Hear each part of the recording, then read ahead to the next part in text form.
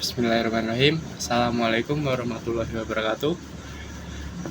Perkenalkan, nama saya Alaika Alfianto dengan NIM 242121004 dari kelas HKI 2B. Dalam video ini saya ingin membacakan 3 ayat Al-Quran sesuai dengan tugas ujian tengah semester mata kuliah Ulumul Quran, serta memberikan penjelasan singkat mengenai ayat-ayat tersebut. Yang pertama yakni Quran Surat Al-Baqarah ayat 26. A'udzubillahi minasyaitonirrajim. Bismillahirrahmanirrahim. Innallaha la yustahya ayyadriba masyalam ma ba'udatan fama fawqaha wa ammal ladina amanu wa ya'lamuna annahul haqqu min rabbihim wa ammal ladina kafaru fa yaquluna madza aradallahu bihada masyala'u yadillu bihi kasyiraw wa yahdi bihi qasyiraw wa ma yudillu bihi illal fasikin.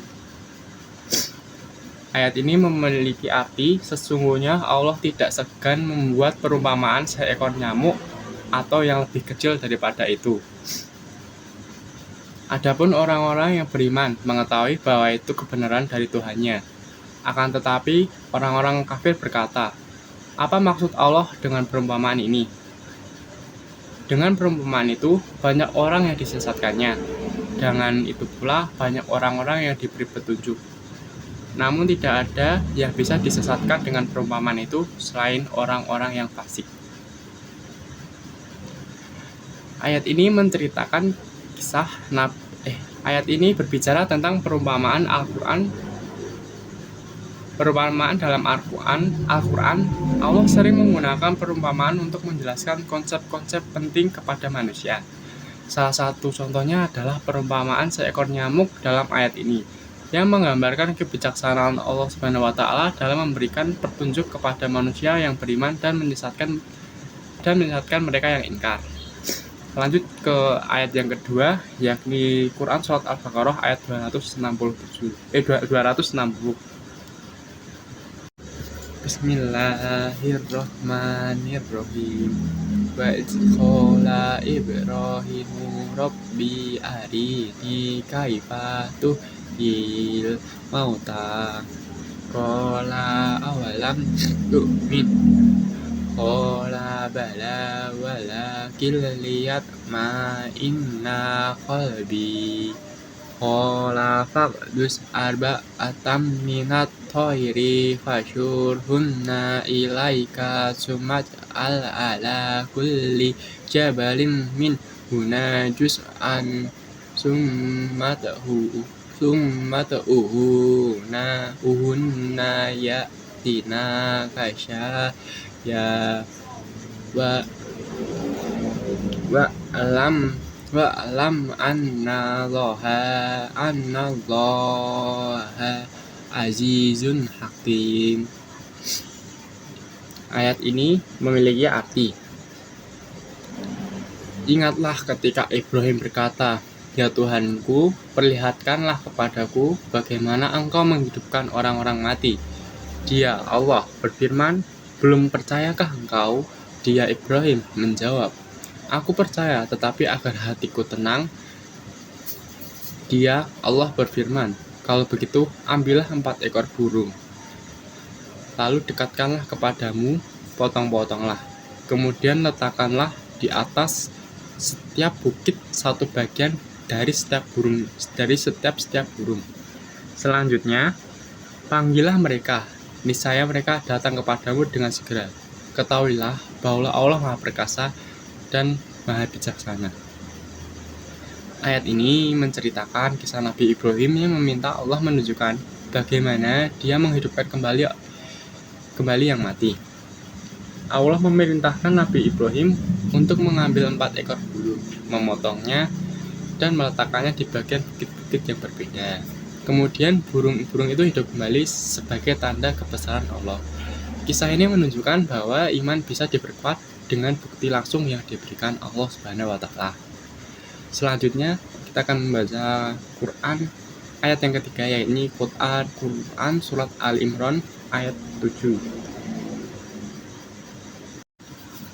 Bismillahirrahmanirrahim. Huwaladzi anzala 'alaikal kitaba minhu ayatun muhkamatun hunna ummul kitabi wa ukharu mutasyabihat. Fa'amal ladzina fi qulubihim zaygun fayatabi'unna ma tasyabaha min ibtigha'al fitani wa ibtigha'at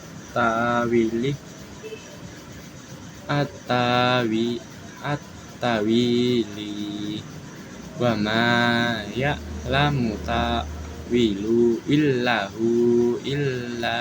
illallah warrasikhuna fil ilmi yaquluna amanna bihi kulum min di Rabbina wa ma yadzakkaru illa ulul albab. Ayat ini memiliki arti yakni dialah Allah yang menurunkan kitab Al-Quran kepadamu Nabi Muhammad.